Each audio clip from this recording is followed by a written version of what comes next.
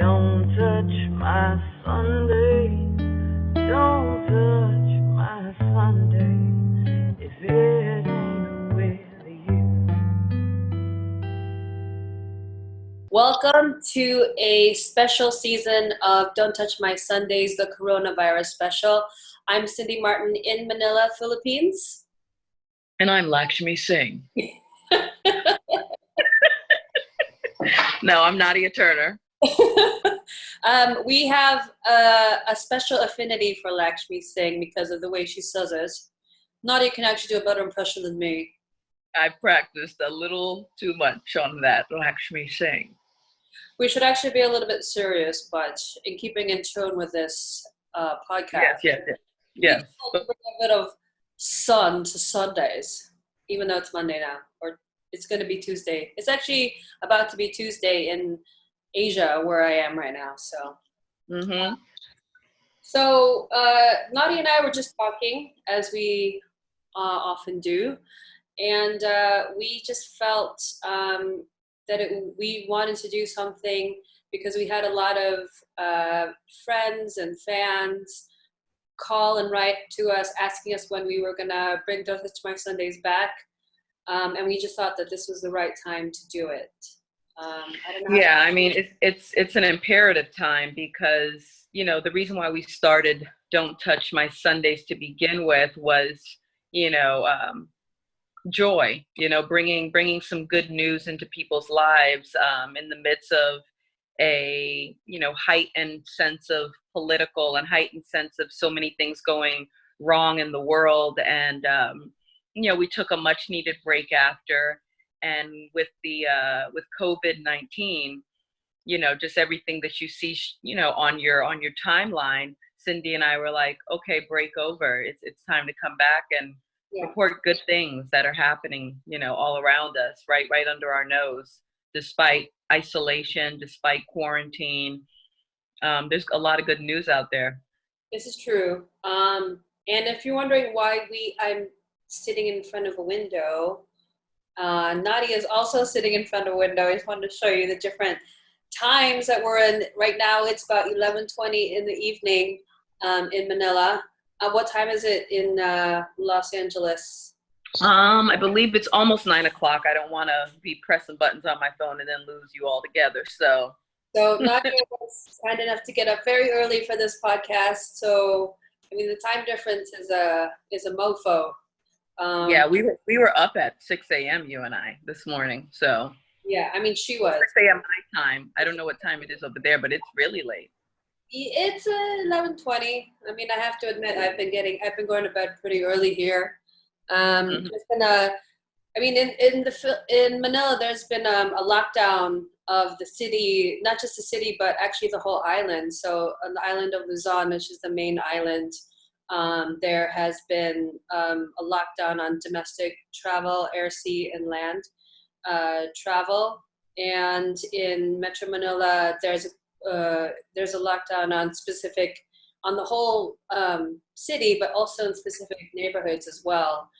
Where I'm in Makati, and then on the border of BGC, which is kind of like they call it Bonifacio Global City. I hope I'm not butchering the name, but there's a lot of bankers here. There's a lot of international people. There's a lot of expats who live like in the BGC. So, and then there's been an outbreak of coronavirus there, so they've shut that off. And so what are you seeing when you're out and about? What are you seeing over there? So there are security. There's a lot of police. There are different gates that you have to pass. You have to have a special pass in order to get through. Luckily, I have my journalist pass, which I will get for you. 1 second.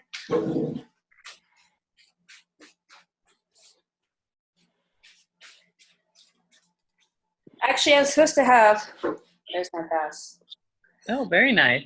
I'm supposed to have a special quarantine pass, but I haven't got that yet. But I have actually been able to get through with this. And with this, I've been able to go grocery shopping and go to kind of, a little bit nicer stores. I actually went into the hospital the other day because I was a little bit worried about I had a really bad Yeah. cough. After who insisted that you need to take your ass to the hospital? After you did, I Hmm. thought I was going to be fine. But I did promise my co-host and very, very dear, special friend of mine that I did go, and I'm fine. Okay. Yes. Thank God. She's good. Um, So well, if you don't have that particular pass that you have that that you just showed, yeah. what is it like for other people who don't have that pass? You know what? It looks, I mean, there's security everywhere here, but it's not as, I don't know. It seems like it's not as bad as they make it out to be. You know, I mean, if you are on the other side of security and you just say, hey, I want to go to 7-Eleven to get some food, they'll let you through. You know, they're not really that stringent on letting anyone through, or letting, they pretty much let everybody through, to be honest. Okay. But I haven't been there lately just because I'm just kind of tired of like going through security. So I Yeah. was getting some food from like local. They're called sari sari shops, which is kind of like just a local just everything shop. You know, they sell like everything from like potato chips to soda to water to detergent to scissors, anything. It's just like Yeah. a little shop. So, but I'm supposed to be coming back. I was supposed to be coming back in a few weeks. I was actually here on a working vacation with my family, and there was a level 4 alert from the U.S. State Department calling all Americans abroad to come back or risk being shut out of the country. And from what I understood from you and from my other friends in Los Angeles, that it's pretty scary. Not scary, but it's sort of like mass hysteria there. Not that it's not mass hysteria here too, but there's, I don't know. I kind of feel like, I mean, and one of the reasons why I think I'm in a better place here is because I'm in a I hotel. think I think over there in the Philippines, Manila, I think they got the update a lot sooner than we did. Yeah, I mean, we're So closer. they were, Yeah, yeah, closer to China as well. So I think people have been on alert a lot sooner, as you say. yeah. But I mean, I'm coming back to Los Angeles in less than 2 weeks. I mean, what's the situation like there? You left. You're returning to a very, very different Los Angeles. Um, when you left, bars were open, restaurants were open. You and me were doing brunch and mimosas. That is no longer the case. You won't be coming back to brunch and mimosas. Restaurants are closed. Bars are closed. Target and other places are still open. If for your groceries, Trader Joe's is still open, Whole Foods, so all the grocery stores are still open. But I find in a lot of the stores the stock is very, very limited, very limited. We're on our last 2 rolls of toilet paper over here, and and so those individuals that have taken all the toilet paper, it is what it is. Thank God for water and soap if it comes down to it. But but yeah, so that those are the things you go, holy cow, there is no toilet paper. Like, what the hell? Yeah. I've gone to multiple locations. I've tried online.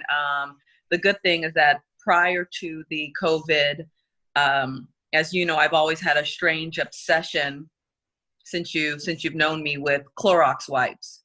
So I didn't have to buy a bunch of Clorox wipes because I actually had them stashed away because I just have a weirdo obsession with them. So, that has been great, but it's just very different here. It's quiet. The streets are empty. You're only supposed to be out on the road per Mayor Garcetti.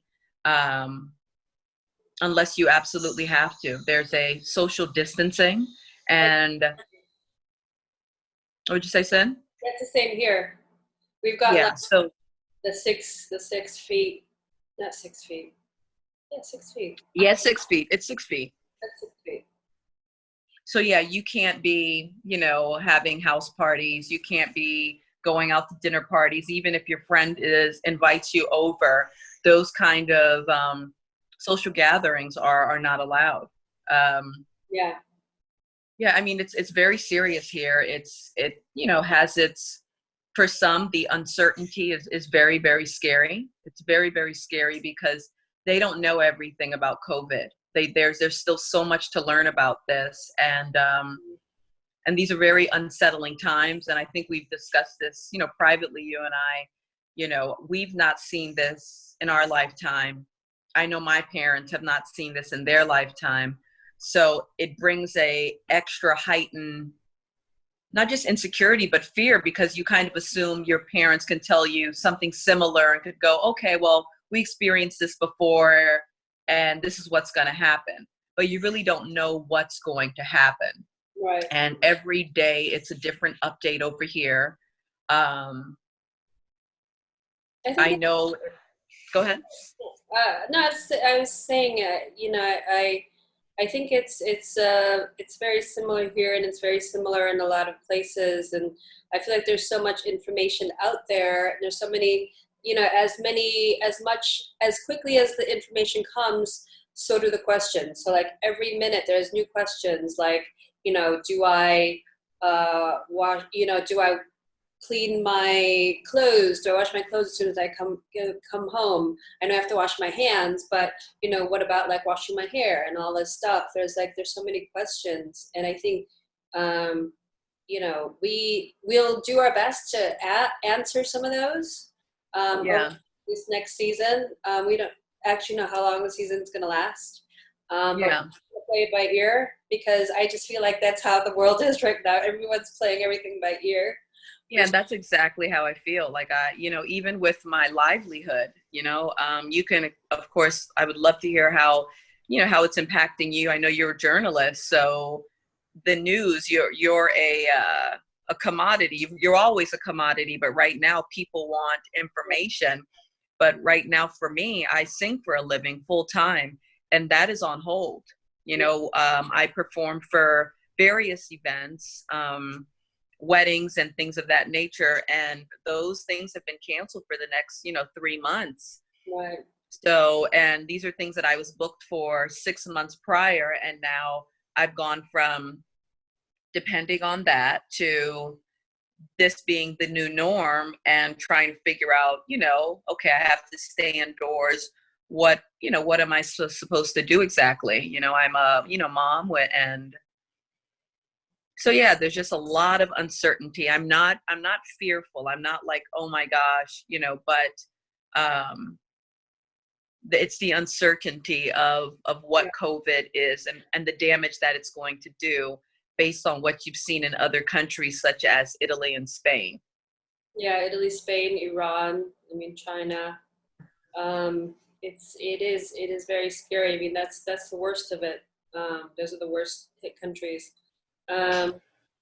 I think that the main thing, that I tell everybody is just to remain calm, and just, we're going to get through this situation. But panic, whenever any hysteria sets in, it will mess up your decision making and will make you do things. You do desperate times calls for desperate measures. But yes, these are very trying times, but I think that we all also remain calm and just kind of keep a sense of decorum.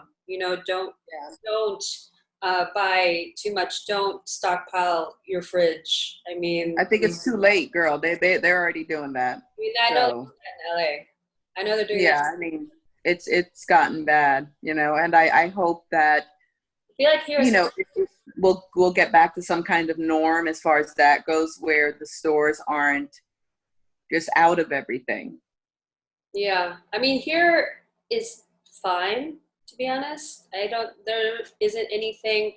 I've been to the store here, it's called Marketplace, and they've got everything stocked. There's a couple of things that they don't have, but also there's not a dependence on toilet paper in Asia as there is in the Western world. Everyone. Yeah. Well, you've got a bidet over there, don't you, darling? We have a bidet. Yes, darling. We have a bidet, so we have less reliance on toilet paper. Yeah. But I am going to bring some toilet paper back for you. Yes, you need to, girl. Pack it up. Pack it up. And yeah, I don't know. I just think that, you know, I'm looking forward to the new season. I mean, we're kind of jump starting. We haven't really planned anything. We're just going to play it by ear. And we want to bring some joy to the world. And we have a returning guest who always brings Yay! and please introduce him. Yes, he's one of our favorites from season 1.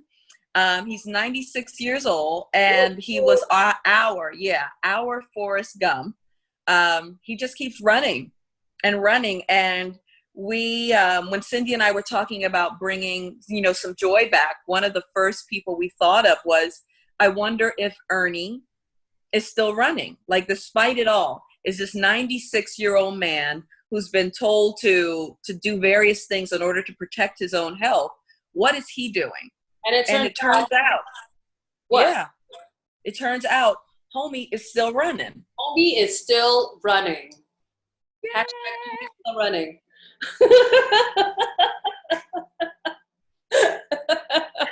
Oh my gosh. So we've got a great interview with him. Yes. That we did early this morning. That was our 6 a.m. interview. And he is just such a joy. He has a smile that just doesn't light up a room. It lights up everything. It lights up the world. And I feel like he's exactly what we need right now, you know, as well as other guests that we're going to have that are just going to just brighten this up, because it's a little dim right now. You look good. Says you look good, Ernie. Well, thank you. You look pretty good yourself. Well, thank you. You know, they call this the pandemic. No, but Hey, just because it's a pandemic doesn't mean you can't look good, right? I know, right? I was going to ask, how are you feeling about all of this? Is this, I mean, clearly it's not deterring you from running, but how are you feeling about this, the whole pandemic? It's really it's sad that it had to happen. I really am sorry for the people that are sacrificing, and even though some are even dying. It sure has interfered with my run here, because this is my memory lane. And I'm counting on meeting all my 2,000 and some friends that I met going the other way. Now they have to stay in their house. Yeah. Wow. So I guess with this pandemic, there is no way that you are meeting your friends, as you say. So are you meeting them online, or are they sending you messages?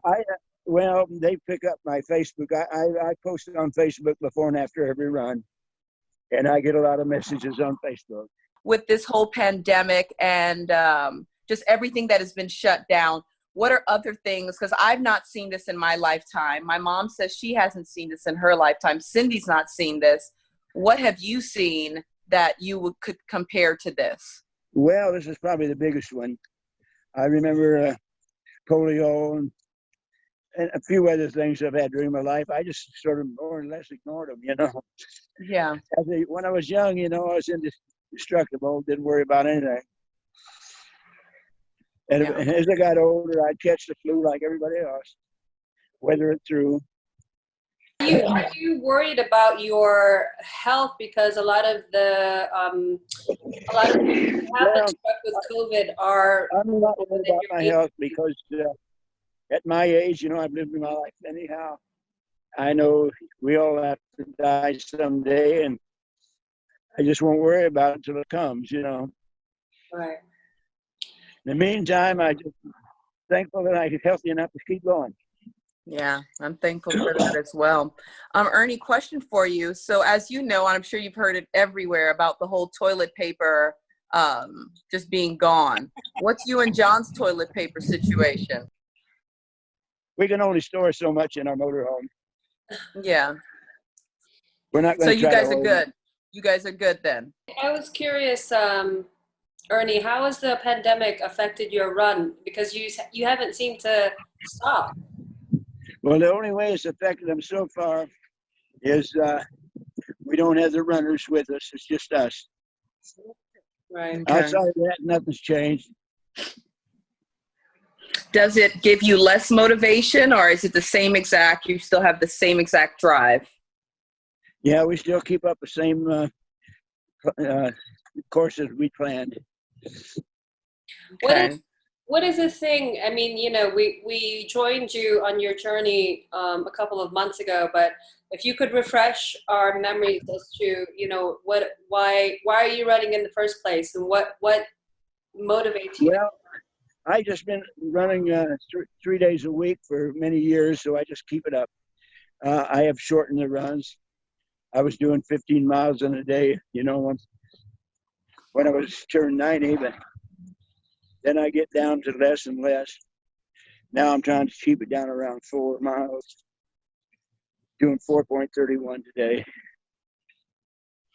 Well, you continue to inspire me, Ernie. You really, really do. I mean, every time I watch you run, I want to throw some sneakers on and get to running. So. Keep coming, keep coming. Stay by the white line, Ernie. Right by the white line. Well, I don't want to step on your feet. No, you just stay by the white line. I'll stay out of your way.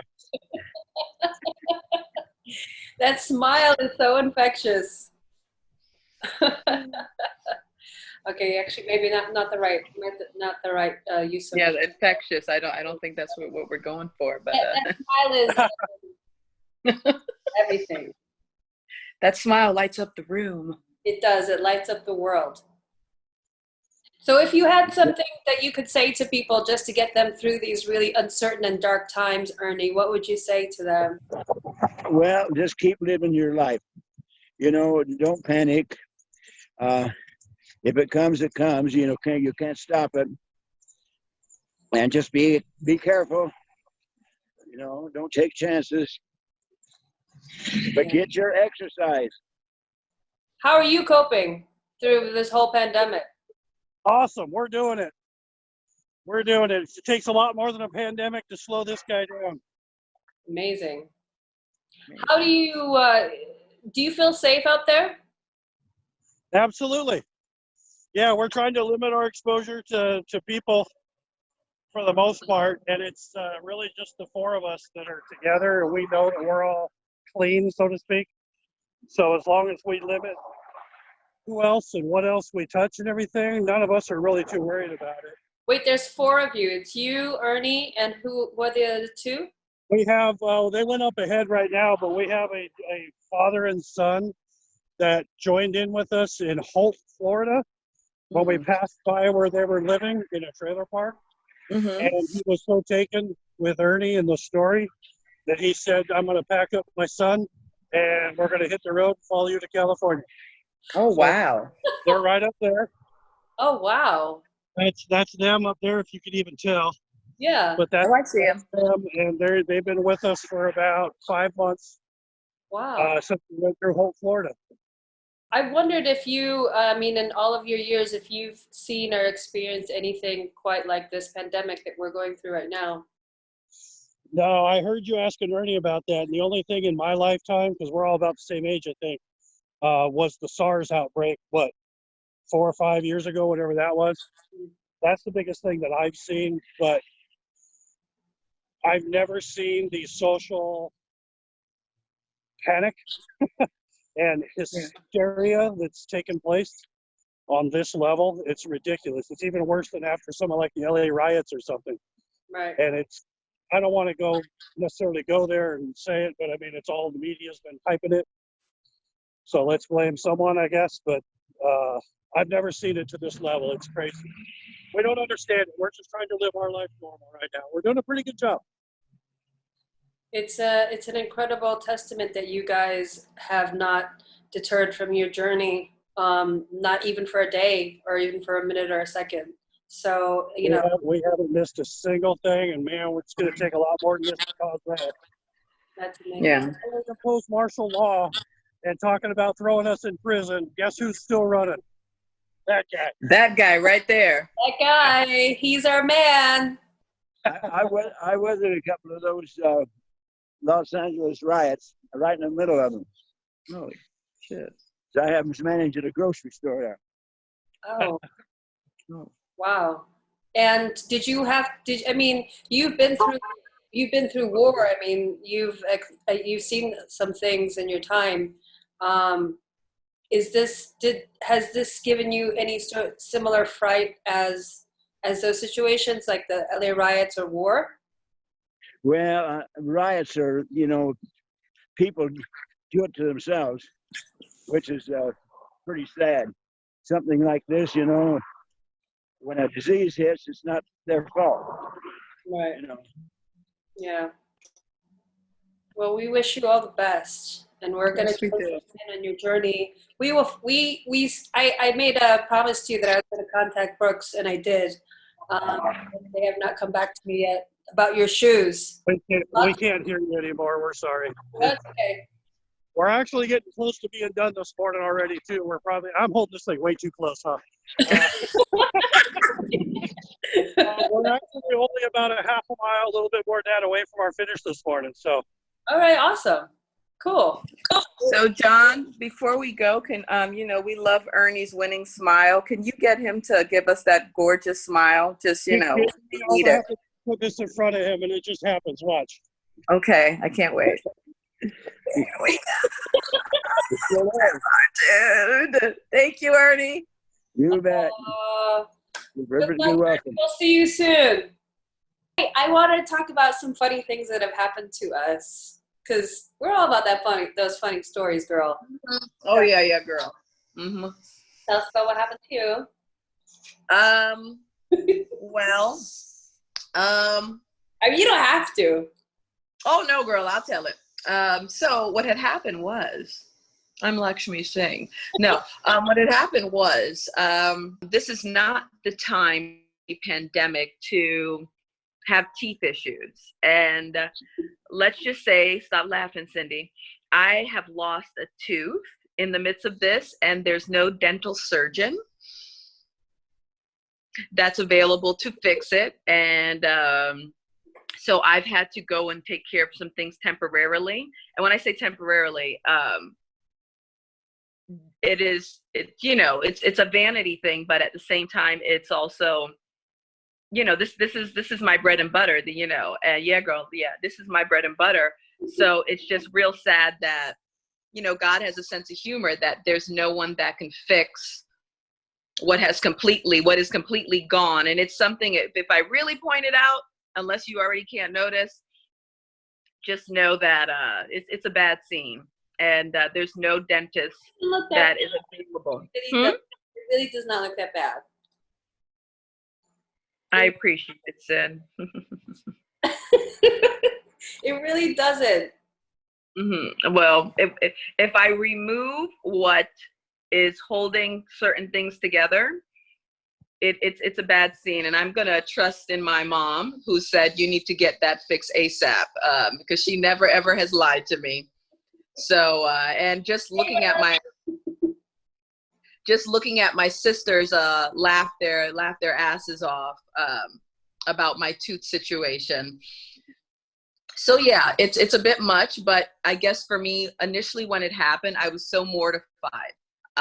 So freaking mortified. But then I thought about the big scheme. Okay, I'm missing a tooth, a very important tooth, but I don't have the coronavirus. I'm healthy. My family is healthy. My friends are healthy. I'm taking this time in meditation and prayer and just reflecting. I'm getting more time to do things that I have not been able to do for a long time. This will get fixed at some point in time. And right now I just have to utilize the temporary thing that I've been given. But it'll pass. Like, these are things that I have my health, and it feels so good to be healthy, and I know what it is like to be really, really sick. So this is just based on those symptoms, and you and I both know people firsthand who've been affected by COVID. And we've heard the details of what exactly that feels like, and it just sounds horrific. So I'm my teeth is it's in the back of the room versus what's really important right now. So what, but it's pretty freaking comical. Let me tell you, pretty damn funny. That's going to be our new thing now for teeth. Yeah. Yeah. Hey, it's more about the tooth and being out in public without the temporary situation and scaring people. I scared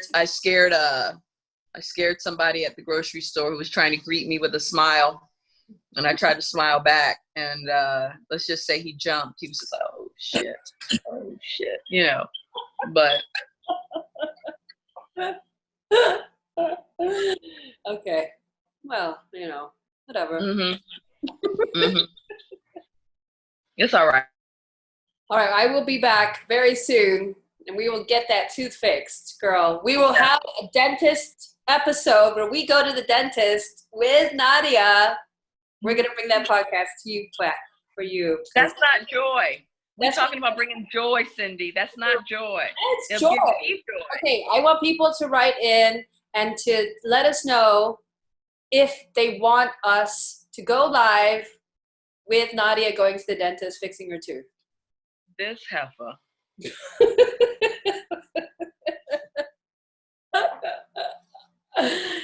Okay. On that note, we just wanted to also give a shout out to our fans to write to us, follow us on at Don't Touch My Sundays. I think that is our Instagram. And, oh my gosh, I have. Make sure we thank the fans. Make sure we thank the supporters, Sin, because they're the ones that are like, yo, they were sending us these messages on Instagram and Facebook, and I got some emails that they were like, okay, where are you guys? Like, they've been asking anyway, but it was like, okay, well, we're taking a break. And yeah. So thank you guys for giving us that push to go. Yeah. It's needed. Yes. So I have our Instagram. It is at Don't Touch My Sundays. Our Facebook is Don't Touch My Sundays podcast. And you can email us, don'ttouchmysundays@gmail.com. And also don't forget to subscribe to on Apple Podcasts, Spotify, or wherever you get your podcasts, Google Podcasts, all that good stuff. We will be signing off for now. All right, guys. Thank you, everyone, for joining us. Nadia, thank you for getting up super early today. I'm sorry to get you out of bed like, hey, girl, you caffeinated? Let's go. I know, literally. Yeah, thank you, everybody, again, who has encouraged us to come back to the fold. We're happy to be back, especially at a time right now. It feels good, and it feels right. So thank you. Thank you. And it's good to see you, Sam. It's always good to see you, Nads. Don't touch my Sunday.